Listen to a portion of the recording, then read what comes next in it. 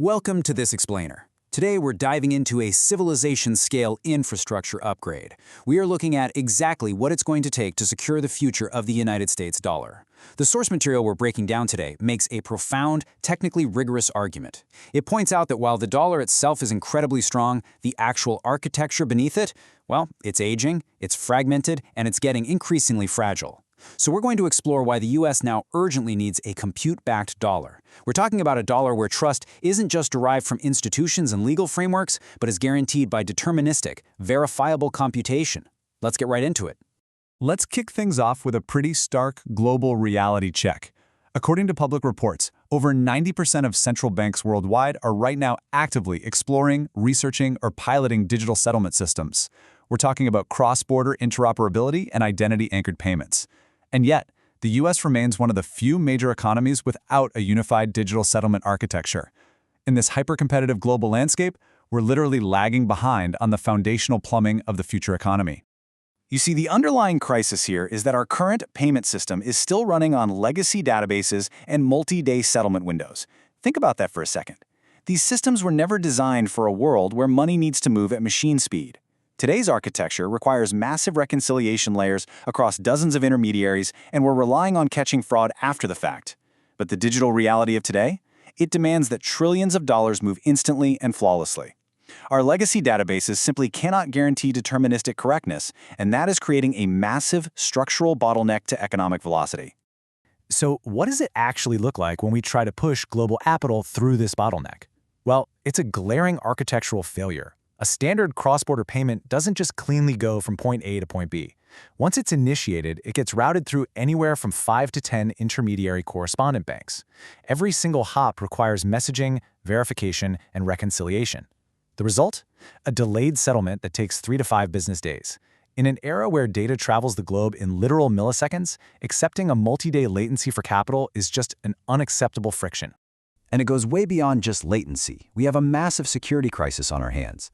Because our financial system relies on these bolted-on usernames, passwords, and easily forged paper documents instead of true structural identity, fraud has absolutely exploded. We are looking at tens of billions of dollars lost every single year to identity spoofing, account takeovers, and synthetic identities. The key takeaway from our sources here is absolutely crucial. Fraud at this scale is not just a bad actor problem. It is fundamentally an architectural problem. When identity is just an afterthought, the whole system is inherently vulnerable. All of this leaves the US stuck in a really dangerous strategic vacuum. On one hand, congressional hearings have made it crystal clear, a government-run central bank digital currency, or CBDC, is a complete non-starter. The surveillance risks are too high and there is massive public opposition. But on the flip side, we can't exactly anchor our entire sovereign economy on private digital assets either. Those crypto architectures rely on probabilistic settlement, meaning there's always a slight chance a transaction could be reversed. Plus, they use energy-heavy consensus mechanisms and have very weak identity primitives. Neither of these options is going to cut it for a national-scale monetary infrastructure. So, here is the most critical takeaway from our sources. The US does not need a new coin, it doesn't need a new currency, and it definitely does not need a token. What it needs is a new substrate. We are talking about sliding a completely new deterministic settlement architecture directly beneath the existing US dollar. This approach preserves the privacy and the stability of the dollar that we rely on, while completely overhauling the rusted, outdated pipes it currently flows through. To really grasp the scale of what's being proposed, we kind of have to zoom out and look at historical paradigm shifts. Think about it. Just as human navigation upgraded from static paper maps to dynamic GPS, and communication evolved from handwritten letters to the instant transmission of the internet, money is undergoing its own necessary fundamental upgrade. We are transitioning from manual, human verification to deterministic computation. It's really just the natural evolution of our core infrastructure. To understand how this monetary shift actually works, you have to look at how we establish trust. Today's dollar infrastructure is entirely trust by institution. It heavily relies on clearinghouses, legal enforcement, and literal armies of back-office reconciliation teams just to ensure the ledger is correct. We are fundamentally moving away from that toward a trust by computation model. In this new paradigm, trust is guaranteed by verifiable math, deterministic execution, structural identity, and instant finality. The trust is literally baked right into the mathematics, not into bureaucracy. So how do we build this trust by computation model? The source material outlines 3 core primitives, starting with identity as architecture. Now, this is a massive paradigm shift. It means identity becomes an actual structural invariant of the network. It's not just a password or an easily forged account name bolted on at the end.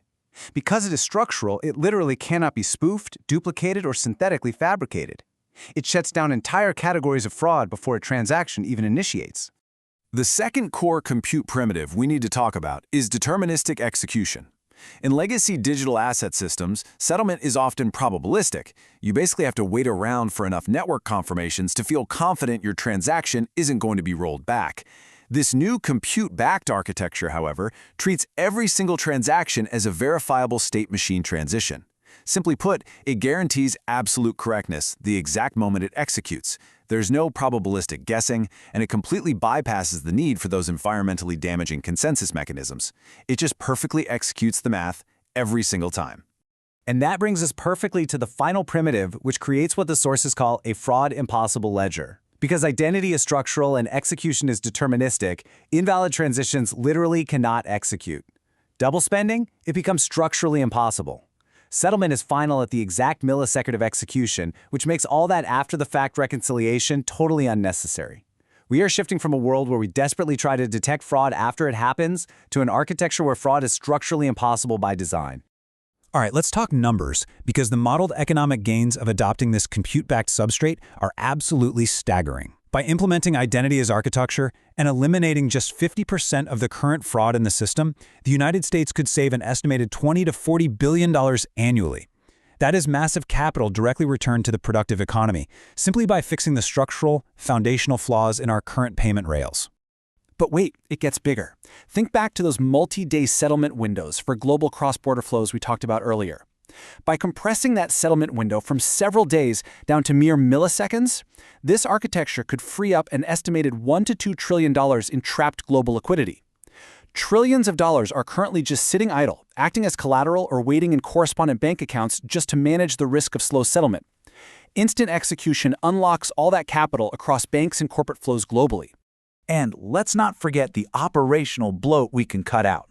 By creating a ledger where settlement is final exactly at execution, the massive, bloated overhead of post-transaction reconciliation layers just vanishes. Major financial institutions employ huge teams of people simply to ensure internal ledgers match external ledgers. Removing this friction entirely could reduce operational back-office costs by $5 to $10 billion every single year. But look, it's not just about cost savings, it's about a massive innovation unlock. By providing the fastest, cleanest, and most trustworthy settlement layer on Earth, this privacy-preserving substrate drastically reinforces the US dollar's global dominance. It remains fully compatible with our existing institutions, while enabling entirely new financial products, identity-anchored services, and vastly superior cross-border systems. We're talking about unleashing hundreds of billions in new, forward-looking economic activity over the next decade. As this incredibly powerful quote from the source material concludes, the next layer of American capability isn't a new currency at all. The future of the dollar will not be decided by politics. It will be decided by architecture.